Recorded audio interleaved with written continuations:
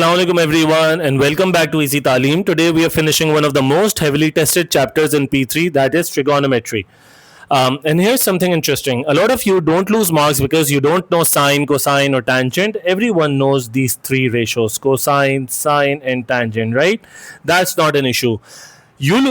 Students lose marks because they don't know what to do first, right? So the question is, where do you even start? Where do I even start? This is what we will try to answer for you in today's lesson. Okay, now so this lecture is not going to be about memorizing 20 different methods. It's about learning one decision tree that works on almost every Cambridge trigonometric equation. So let's say I give you three, and I've put this in our morning stories as well. So let's say I give you 3 cos 2 theta plus sine 2 theta is equal to 2. Now, what do you do first? Do you expand the double angle identities? Do you substitute this with something, let's say cos 2 theta by x or something? Maybe do you want to convert to R form? Do you, so possibly, so R cos theta, the auxiliary angle form may be one of the solutions. So how do you know? So by the end of this lecture, you will know immediately. Now, so far in trigonometry, we have covered reciprocal ratios. So 1 upon sine we saw was cosecant. We saw that 1 upon cos was secant. And 1 upon tan was cotangent, right? Cot. We also did the fundamental identities in P3. That was 1 plus tan square theta was equal to cot square sorry, my bad, is equal to sec square theta, and 1 plus cot square theta is equal to cosec square theta. Now cosec square means that cosec is multiplying by itself. Okay. Now we also did the compound angle formulae. We did sine A plus and minus B. We did the same for cosine, and we did the same for tangent A plus and minus B. And then we did the double angle identities as well for sine of 2A where B was equal to A, cos of 2A, same story, and tan of 2A. We did all of those expansions as well. We also did R form and R sine form and R cos form for A sine theta plus B cosine theta, right? We did that. So today's lecture is where all of these finally come together. Now Cambridge doesn't test identities, right? So identities, no, you may get a question or two on it, probably hardly 3 to 4 marks on proving an identity or proving a result, left hand side equal to right hand side. However, that's really not the purpose of that. The second question will definitely be followed by solving an equation using the result that you obtain in part A. Okay, so Cambridge tests decisions. Okay, how do you reckon which method to solve a trigonometric equation? So the identities themselves are actually easy. The difficult part is recognizing which identity to use to solve the subsequent questions that they give in part B. So that's why students often tell me that, sir, I knew all the formulae, but I couldn't solve the question. Today, we are going to fix exactly that problem. So step 1 is always going to be that can we write everything using one function, that is sine square theta plus cosine square theta, that the Pythagorean identity equal to 1, right? So if you're given cosine square theta minus 3 sine theta equal to 0. Now can you see that this is a similar form, right? No, absolutely not, because this is linear. So this is power 1 and this is power 2. This has to be, both need to be in power 1 form, right? So we cannot use the R form here, but you can use this Pythagorean identity here, right? So cos square theta is same as 1 minus sine square theta, and then you put minus 3 sine theta. So now you have something in the quadratic form. So solve the quadratic and get all the results, right, in the given domain. Now whenever possible, reduce the equation to one trigonometric function. That's the only way you are going to solve problems, right? So now this is in the form of a quadratic, so you need to factorize. If this was if this came about in a double angle form, then you had to decide whether you had to adjust the domain or whether expanding actually simplifies the question, right? Now, if you have a mixed sine and cosine function, so 4 sine theta plus or minus 3 cosine theta equals to, let's say, 2, right? In such a case, you have to think immediately whether you want to convert into r sine theta minus alpha, or you have to convert into r cos theta plus beta, whatever. These are alpha and beta are the auxiliary angles, so you have to decide, right? If you get a reciprocal ratio like secant theta plus, I don't know, some other plus 3 equal to 0, something of that sort, then you rewrite this first. So 1 upon cosine theta is equal to negative 3, and cosine of theta is equal to negative 1/3. So now cosine of theta is negative in the second and third quadrant. So you will first take the principal value or the basic angle by taking inverse of cos for 1/3, and then in the second quadrant it's going to be 180 minus alpha, which is the principal value or the basic angle, and in the third quadrant it's going to be 180 plus alpha. So if you can recall, so this is the second quadrant where this is the basic angle alpha, and this is the third quadrant, again this is the basic angle alpha, so this becomes 180 plus alpha. So second quadrant and third quadrant is where your cosine is negative, and you can also see that in the cos function. So these are the four quadrants. So here cos is positive, here cos is positive, but here and here cosine function is negative, right? Now, so again, for reciprocal function, you had to rewrite it first and then solve. So if you memorize nothing else from today's lecture, memorize this flowchart that we just went through. If you want to go through it again, play the video back and jot everything down in your notebook. So now let's say that for a given domain theta lying between 0 and 360, you are given that twice of sine theta equals to 1. Right? So quickly, sine theta is just half, and you know that this is a critical value. So sine of 30 is half, right? And therefore sine is positive in the second quadrant as well, which lies in the domain which is 0 to 360. So you will also take this 150 because this is also 30, right? Because this is 1 and this is 2, right? So this is r, and by graph you know that if this is my sine theta, you draw a line 1/2. So this is 30 and this is 150, where this intercept is 180 degrees, and this is where the graph completes one period, a sine graph, right? So this was our step 1, right? We only had one trigonometric function here, so we could solve it right away. Do not immediately write answers. Instead, ask yourself, where is sine positive? So we realize that sine is positive in the first quadrant and in the second quadrant, and you also know it from here that in the first quadrant and in the second quadrant, we also saw the other one that in unit circle, sine is positive in the first and second quadrant, right? Now, so the reference angle was sine inverse of half, that was 30, which was the basic angle or the principal value or the reference angle, whatever you may want to call it. So in the first quadrant, theta is equal to alpha. In the second quadrant, theta is equal to 180 minus alpha, that is 150, because theta is 30. Now, what if this domain was adjusted to 0 to theta lying between 0 and 720? So now we are talking about 8 quadrants. So sine is positive in the first one, in the second one, in the fifth one, and in the sixth one as well. So the fifth one is going to be 360 plus alpha, that is 30, and sixth one is going to be 540 minus 30. So this is going to be 390, and this is going to be 510, and you can so these are the two additional angles, and we also got 150 and we also got 30. You can put it in your equation 2 sine theta. So in your equation 2 sine theta, verify all these angles, keep your calculator in the degrees mode, and you will realize that twice of sine 30 and twice of sine 150 and twice of sine 390 and twice of 510 all produce the same answer, 1, right? So, and by graph, I also taught you in our last lesson that this graph this wave keeps on occurring perpetually, right? But it's about where we want to put our restriction, right? Sorry, not. So if it is 0 to 360, then our restriction is from here to here. But if it is from 0 to 720, then it gets extended here.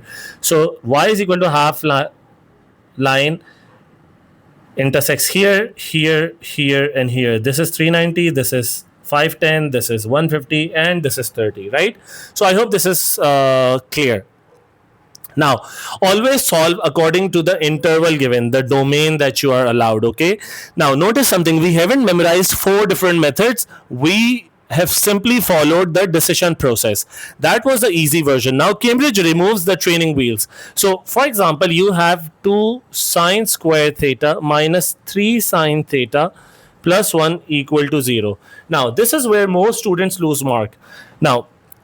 Now we are trying to solve quadratic trigonometric equations, and we will be learning how reciprocal functions fit into the same framework and use the graphs of secant, cosecant, and cot to avoid some of Cambridge's most common traps. So this question could be solved very easily. So this is nothing but 2 sine square theta plus, negative 2 sine theta, negative sine theta plus 1. We are treating sine theta as one variable. You can also substitute it using x just to get into the conventional mode, but I prefer using the same notations or using the same functions. Minus 1, and this is minus 1 sine theta minus 1. So now sine theta is equal to 1 and sine theta is equal to half. Now we know, so if the given domain is between 0 and 360 for theta, right?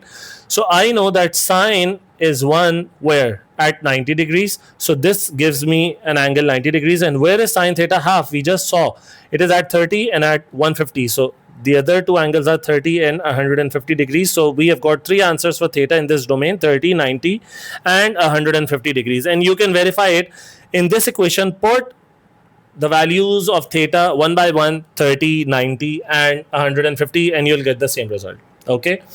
Now, if these lectures are helping you, subscribe to the channel so you don't miss the calculus series starting next week. For daily revision reels, worked examples, and save worthy carousels, you can follow our page on Instagram. We go by the name of, so our Instagram is by Easy Taleem, EASYTALEEM. And if you want structured preparation for October, November 26, if you are resitting there or just want to appear for the first time in October, November 26 for your P3 or in May, June 27, you can message us on WhatsApp at +92 329 3028 485. And we'd love to help you prepare the right way. Now, so I just helped you think algebra in order to solve this equation, right? Now, this looked quadratic to you, so you treated it like a quadratic and you solved the trigonometry afterwards. Where did you solve it? You solved it here, right? So this is where, so this is the trick part. This is the trick part. All of this was just pure algebra, right? Basic algebra from your O levels and GCSE, right? So now what's the Cambridge trap in this? So whenever you are given an equation like this, you have to ask yourself whether you are factorizing or you have to find the discriminant, right? So if I found the discriminant for this one, 2 sine square theta minus 3 sine theta plus 1 equal to 0, right? Now, so this, so a discriminant for this is going to be b square minus 4ac. So it does have real roots, right? So this is greater than 0, therefore it has, this is strictly greater than 0, right? So it has 2 real roots, right? And you saw that we found 2 roots. We got this root and we got this root, right? So like this. Now, so some students keep looking for angles. Where are we discussing? Okay. Now, let's do another example here, and I'm going to explain another concept through this. So if I write down 2 cos square theta minus 5 cos theta plus 2 equal to 0. Now this is fairly easy. You can either take substitution. Let's say u is equal to cos theta okay, so let me do one substitution here because some of you will want to do that. So this is 2u square minus 5u plus 2 is equal to 0, and I took u is equal to cos theta. So this becomes 2u square minus 4u minus u plus 2 equal to 0. So this becomes, I can take 2u common from the first 2 terms. So this becomes u minus 2. And I can take minus 1 common from here. So this becomes u minus 2 equal to 0. So u is equal to 2 and u is equal to half. Now u was cos theta. Cos theta can never be 2, right? So cos theta can never be 2. So for no value of theta will this cos ever be 2. So the only answer that I can get is this. And now if my domain is between 0 and 360, so I know cos is positive in the first and the fourth quadrant, right? So I will take the value. So my principal angle is 60, cos is half at 60, so theta is equal to 60, and in the fourth quadrant this is going to be 300 minus 60, that is 360 minus 60. So my second angle is going to be 60 and 300, right? So did you see that we rejected this immediately, right? Because cosine can never be 2. You saw that the amplitude or the range of this is between 1 and -1, right? So for no value of theta will this ever be at 2, right? It's not going to produce a range value of 2 here. Now, one of Cambridge's favorite tricks is giving you impossible trig values, just like it gave you here, right? And it's your task and it's your understanding to identify that whether you can solve this or you cannot, right? Now, so tangent isn't bounded, right? So sine theta is equal to 1.2, not possible. Cosine theta is equal to -1.5, not possible. Tan theta is equal to anything because this is unbounded. We saw the trig graph for trigonometry in AS level as well. So the trig graph goes like this, right? And it has got vertical asymptotes at 90 and 270. So it ranges. So the y, so tan theta belongs to all real values. It produces any value, right? So sine and cosine are bounded, but tangent is not.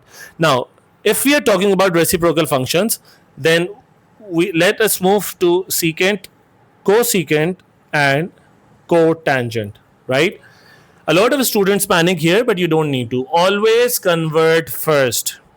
So I will write this with red so that you guys understand, and in bold. So always convert first. That's the first principle. Okay, never forget this. So if you have something in secant or cosecant or tangent or cotangent, you convert those into basic angles first, right? Basic ratios. So secant is 1 upon cos, cosecant is 1 upon sine, and cotangent is 1 upon tan. You know this already. So these are new functions. They're simply reciprocals, right? Now, if I give you secant theta is equal to 2, just like I give you secant theta is equal to -3, you can solve this easily. So secant theta, or let's say cosecant theta, is equal to -2, or let's say +2. So this is nothing but 1 upon sine theta is equal to 2, or half is equal to sine theta. And now this is very easy. We just saw this. We just solved this earlier, right? So this is extremely easy. Now, we also drew the graphs for secant and cosecant and cotangent. So if this is your graph for sine theta, you can see that a reciprocal graph using a green color. So 1 upon sine value at 90 is 1. So and beyond this is going to go here, because as the value decrease in the reciprocal from 1 towards 0, this overall fraction, so if you have sine theta here, so if the sine theta value is going down and down closer to 0, this overall fraction is going to go in towards infinity. And similar behavior can be observed as it moves towards 180 degrees. And now 1 upon -1 is going to produce a -1, and similar behavior may be seen here. So this cosecant has, sorry, this is 180. So cosecant has a curve like this. Okay, this helps in identification as well. Now, if I try to make a cos curve, and using this I try to make a sec curve. So let's, on 0, wherever this cos graph becomes 0, so we can draw these vertical asymptotes, right? So we can draw these vertical asymptotes. Now, 1 upon 1 is just 1, and as the graph in the denominator, as the function approaches 0, so this graph tends to go to infinity. 1 upon -1 is just -1. And as it moves closer to 0 from the negative side, this goes to -infinity here and here and here. This behaves in the same manner, right? And tangent graph is like this, and like this, and like this. So as you move, so 1 upon 0, so cotangent graph 1 upon 0 from positive side, it starts from here At 45, this is 1. So 1 upon 1 is 1. And as it moves toward positive infinity, this goes towards 0 from the positive side. And here, sorry, this graph was 180. 180 produces a 0 for tangent graph. So at 0, we will see an vertical asymptote for, okay, I had to use green color, -1. So this cotangent graph behaves like this. Okay, so these are the vertical asymptotes for this green cotangent graph, right? You can watch other YouTube lectures where they're explaining, or go to your book and try and revisit these graphs there, because written once is going to really help you. And plus, like I always say, always do the practice exercises that's given in your book. So go to Cambridge Indoors book that you have. If you don't have the digital copy, you can WhatsApp me on my number +92 329 3028 485, and I'm going to send it over to you on your WhatsApp. Now, so we have drawn y equals to cosecant, y equals to secant, and y equals to cotangent graphs. So that's very easy. These graphs aren't just for sketching questions. They explain why reciprocal functions suddenly become undefined, right? Now, never solve secant theta. You don't have a function in your calculators directly, right? Always convert this into a cos function, right? So now, if I give you, let me change color because this is this is the third section. So if I give you 3 cos 2 theta, this is in my stories as well for today, and this is what I started our lecture from today as well. So if I give you this, so this is, by the way, this is my favorite type of question. So should we expand these double angle identities, or should we use or should we just expand this both of them, or just one of them? Should we convert anything into sine, or should we convert into cosine, or is there an elegant one line transformation? This is exactly why we spent an entire lecture on the r sine theta plus alpha auxiliary angle form in the last lesson. So in the next section, we are going to combine everything you have learned in the last 2 lectures and solve the kind of compound angle equations that appear regularly in Cambridge A-level papers. Okay, so how do you solve it? So this is same as, right? So this is same as a sine theta plus b cos theta, right? Now, if I take 2 theta as x, so can I rewrite it in a similar form, 2 cos x plus sine x?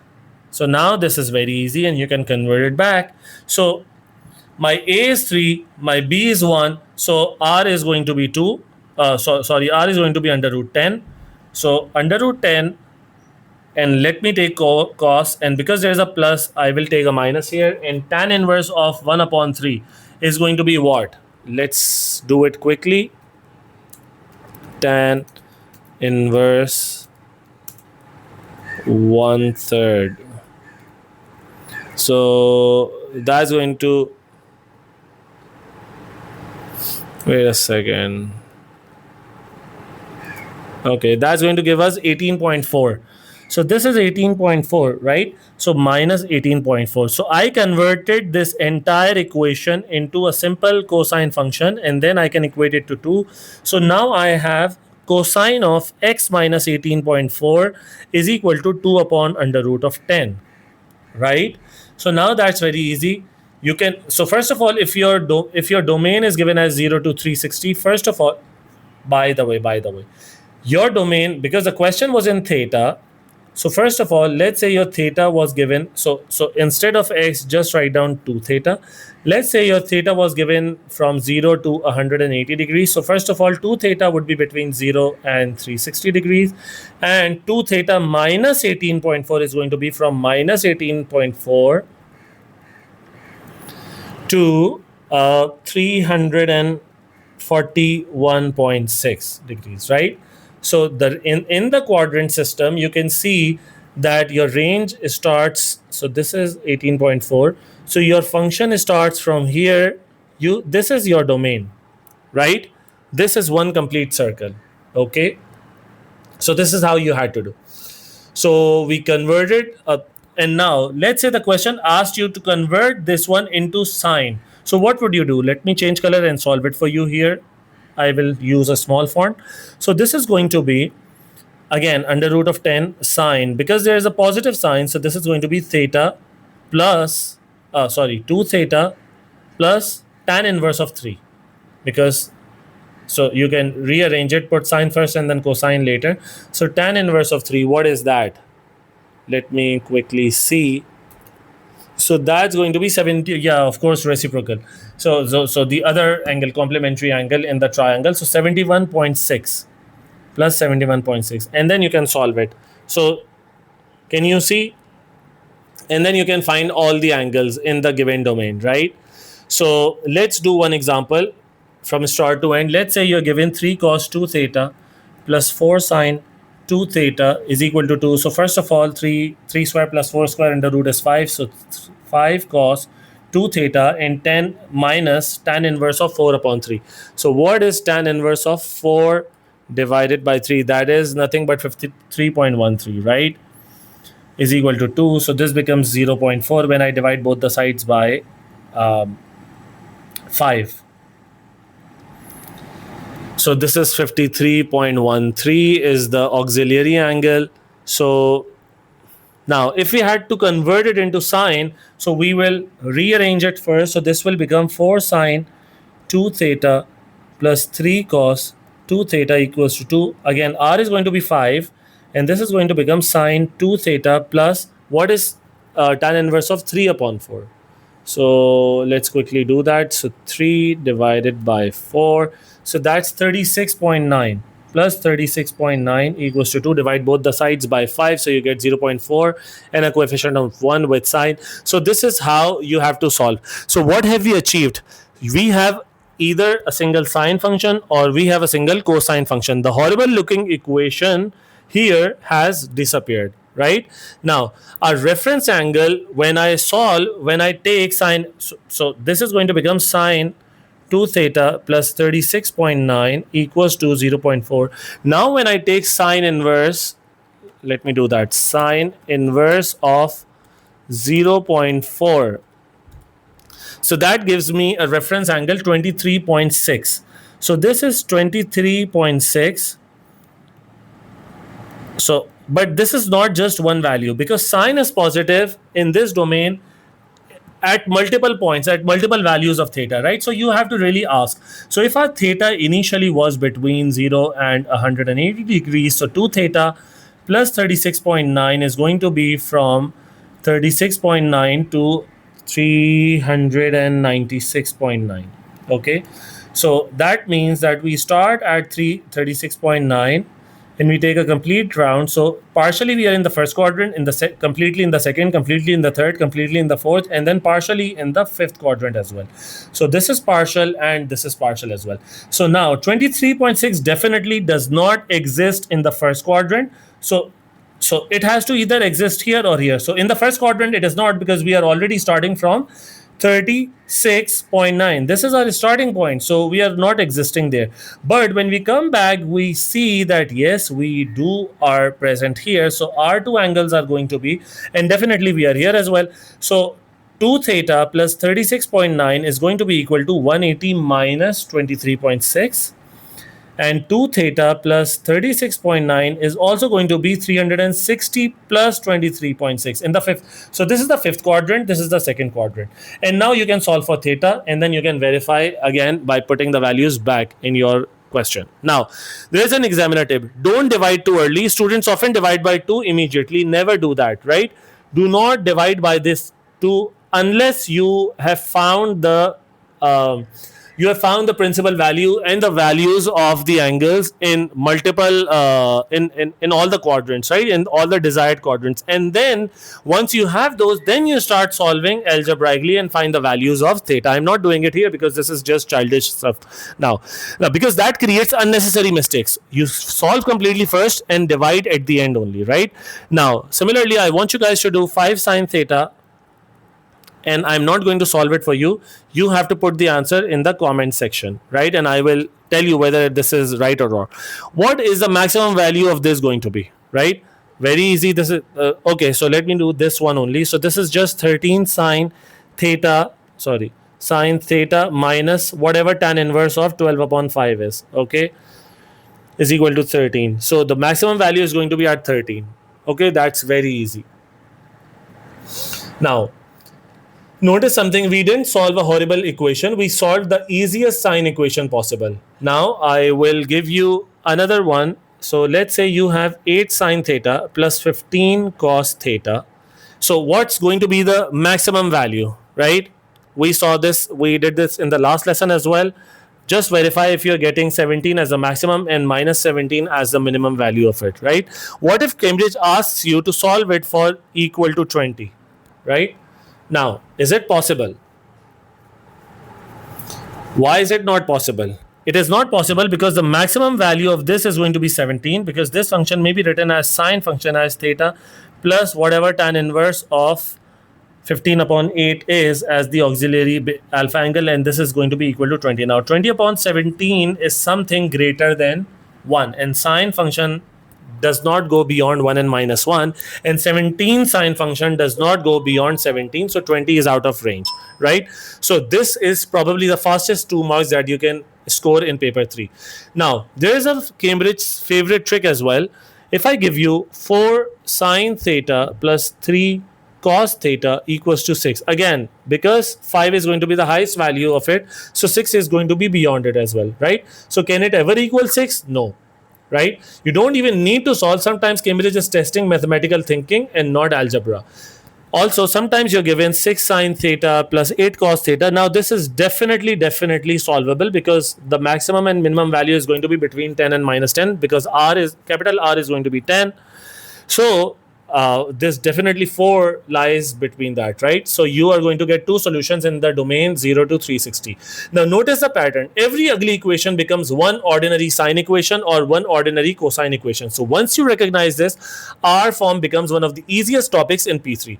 Now today we have solved basic equations, quadratic equations, reciprocal equations, R form equations. There's only one family left, the full Cambridge style mixed question, the one that combines identities, double angles, R form, and careful interval work. So I'm not going to solve that here, and or rather let's just quickly do it here. So 2 sine square theta plus 3 cos theta, I'm not solving here, I'm just going to give you a hint. So first of all, you convert this into one trig function. So sine square theta may be rewritten as 1 minus cos square theta. You will have a quadratic, and then you solve it. You are going to get 2 values, see whether both the values are going to be within the range, and then you solve the answers. So if I solve it quickly, this becomes 2 sine square theta plus 2 cos theta. Sorry, this becomes 2 minus 2 cos square theta plus 3 cos theta minus 2 equals to 0, or 2 cos square theta minus 3 cos theta, yeah, equal to 0. So now you can take cos theta as common, so you get 2 cos theta minus 3 equal to 0. So cos theta equal to 0 and cos theta equal to 3 upon 2. This lies outside of the range of 1 and minus 1, so you get cos theta equal to 0, and cos is 0 at 90 and 270, so you have got 2 answers for this one. Now these are the questions the students usually leave until the end of the paper, but after today they shouldn't scare you anymore. In the final part of this lecture, we have solved a genuine Cambridge style exam question from start to finish, exactly the way an A-star student would. Then wait a second. All right. So sorry, I had a little distraction here at my end. So I was saying that if you're finding this series useful, subscribe now, because this is exactly how we are going to cover the remaining half of the P3 syllabus. We have now completed algebra.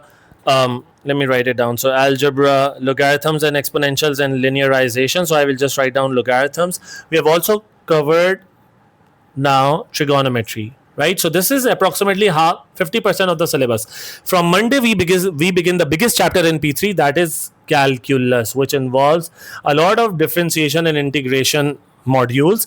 And tomorrow I'll upload a 50% midterm assessment on our Instagram covering everything we have studied so far. It's the perfect way to find out whether you're truly exam ready. So that's it. Congratulations. We have completed the entire trigonometry chapter for P3 as well. So let's quickly recap everything we have built over the last 3 lectures. So we started with identities, right? Then we moved on to R form. r sine theta, r cos theta, the auxiliary angle form plus and minus alpha thingy, right? And today we did the equations, the Cambridge style questions, where all of those ideas finally come together. So in the assessment tomorrow, you're going to find difficult A-level, actual A-level past paper question, and after a while I'm going to post solutions as well. So I hope one thing has become very clear throughout this chapter. Cambridge doesn't reward students who memorize the most formulas. It rewards the students who make the right mathematical decision at the right time. Whenever you see a trigonometric equation, don't panic.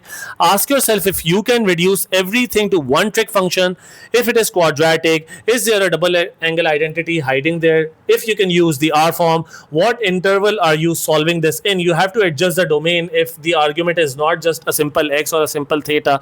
Those 5 questions will solve the majority of paper 3 trigonometry questions. Now I know that I speak very fast, so if you guys think that as well, if you guys agree with me, then you have to watch my lectures in 0.75 or something, right? So that you guys are able to do that. And whenever you guys are watching these lectures, make sure you have got your notebook in your hand as well. So the journey so far, we have done modulus, polynomial division, factor theorem, partial fractions, binomial expansion, logarithms, exponentials, linearization, identities, compound and double angles, R form, trigonometry equations. So that's roughly 50%.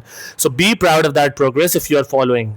I'll be uploading a midterm assessment again, covering everything we have studied so far in these 3 domains, not because exams are near, but because testing reveals understanding. Watching lectures is just passive learning, right? Attempting question is where learning actually happens. So don't skip that test. Treat it like a real Cambridge paper or your school monthly test. From Monday we begin what is probably the biggest chapter in P3, calculus. We'll do differentiation, integration, applications, parametric differentiation, implicit, numerical methods and whatnot. Then we'll finish the remaining syllabus with vectors, differential equations and complex numbers. And after that we'll move into full P3 revision and we'll be starting S2 as well. So if these lectures again are helping you, please help this channel grow. Like this video, comment below with the question you found most difficult from today's lecture. Share this lecture with a friend who's preparing for P3 and subscribe so you don't miss the calculus series starting on Monday. For daily Cambridge style challenge questions, examiner insights, save-worthy carousel notes, short revision reels, you can follow our channel on Instagram where we go by the name of Easy Taleem. And if you're preparing for October, November 26 or May, June 27, and you'd like structured classes, weekly tests, worksheets, doubt sessions, and complete Cambridge guidance for 970932, you can WhatsApp me on +92 329 302 8485. We'll be happy to guide you. Thank you so much for watching. Keep practicing, keep asking questions, and remember, don't memorize mathematics, understand it. I'll see you guys in the next lecture on Monday. Take care.